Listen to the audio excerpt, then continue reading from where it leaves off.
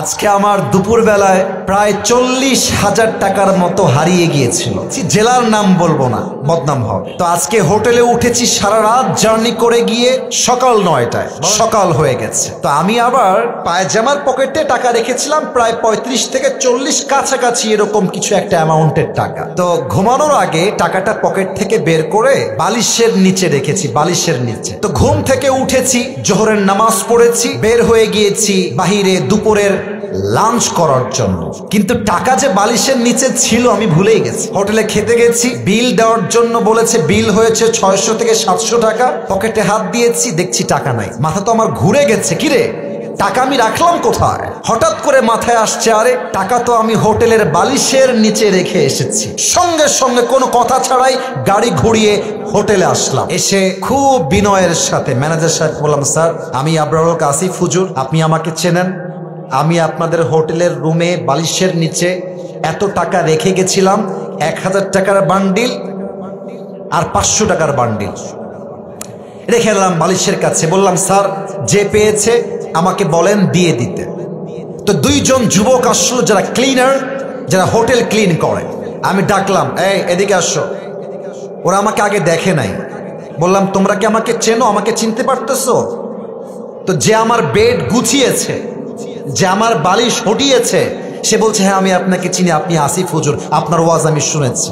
তোকে বললাম, বাবু যেহেতু তুমি আসিফ হুজুরকে চেনো, দেখো বাবা আমি তোমার সঙ্গে ঝামেলা চাই না। আমার বালিশের তলে আমি টাকা রেখে গেছি, আমি 100% ড্যাম শিওর টাকাটা বাবা আমাকে দিয়ে দাও, তোমাকে আমি হাদিয়া দিয়ে বাসায় চলে যাব। যুবকটা মুখের উপরে বলছে, না আমি টাকা দেখি নাই, জীবনেও না, এটা সম্ভব না, আমি 1 টাকাও হাত দেই নাই। আমি বললাম, প্লিজ ট্রাই টু আন্ডারস্ট্যান্ড, একটু বোঝো, আমার বাদ মাগরিব প্রোগ্রাম, আসর আজান হয়ে গেছে, দিয়ে দাও বাবা, কোনো ঝামেলা চাই না, থানা পুলিশ চাই না, দিয়ে দাও। আমি বুঝালাম, আমার ড্রাইভার বুঝালো, পিএস বুঝালো, ম্যানেজার বুঝালো, সে বুঝতে রাজি না। এবার হোটেলে মালিক চলে আসছে, বড়লোক, শিক্ষিত, অনেক বড় ঘরের মানুষ তিনি, এবং তিনি একজন অ্যাডভোকেটকেও নিয়ে আসছে। সিসিটিভি ক্যামেরা ওপেন করা হলো, কে গেছে হুজুরের রুমে আর কে বের হয়েছে। তা আমি চোর ধরতে গিয়ে নিজেই চোর হয়ে গেছি। তারা আমাকে বলতেছে, আপনি যে টাকা রাখছেন তার প্রমাণ কোথায়? আমাকে বলতেছে, বিনয়ের সাথেই বলছে যে, স্যার আপনি যে টাকা রেখেছেন এখানে 40,000 টাকা, তার প্রমাণ কি আপনি আমাকে বলেন। আমি তো ঝগড়া চাই না, আমি সবসময় সমাধান চাই।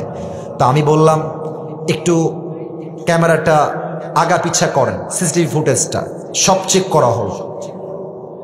হোটেলের মালিক বললেন, হুজুর টাকাটা হয়তো বা আপনার স্টাফরা নিয়েছে, কারণ তারাও আপনার রুমে প্রবেশ করেছিল। আমি বললাম, দেখেন আমার স্টাফরা, they have been working with me just for 4 years, প্রায় 4 বছর যাবত আমার সঙ্গে তারা আছে, আমার 1 পয়সা তারা হাত দেয়নি আজ অব্দি, ওরা নিতে পারে না, প্লিজ একটু সমাধানে আসেন। না, উনি মানতে রাজি না, উনি বললেন এটা হতে পারে না, আমরা সরি। লাস্টে যখন ফিরে আসবো, টাকার আশাই বাদ দিয়ে দিয়েছি। অ্যাডভোকেট তাকে আবারও বলছে, এই ছেলে টাকা নিয়েছো, থাকলে দিয়ে দাও, কোনো মারামারি হবে না, দিয়ে দাও, আসিফ তোমাকে ছেড়ে বাসায় যাবে। ও বলছে, না আমি টাকা নেই নাই। আমিও টাকার আশা বাদ দিলাম, যে থাক ওইটা বাদ, ওটা পাওয়া যাবে না।